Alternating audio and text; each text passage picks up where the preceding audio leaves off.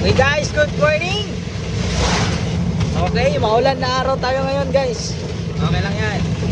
Kahit man maulan man yan, o ano man yan, may bagyo ba, tuloy pa rin, hataw pa rin men. Hataw na hataw tayo ngayon. Kasi ganun talaga ang buhay. Meron talagang mga pagsubok na kaya natin yan. Meron talagang mga pagsubok na haharapin talaga natin. Okay, so ganun talaga. Diba? So ang sa atin lang, harapin lang natin. Huwag nating takasan kasi harapin talaga natin yan. Diba? So tuloy lang, balag lang. Siyempre magsipag lang tayo na magsipag. Diba? So hataw na tayo guys. Siyempre sa lahat po ng mga nandito, lahat po ng mga nanunood, diba?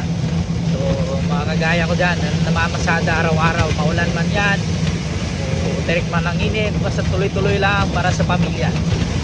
Kasi darating yung time, tayo naman din yung bibigyan ng napakagandang blessing. Okay? So again guys, God bless. At ingat sa biyahe.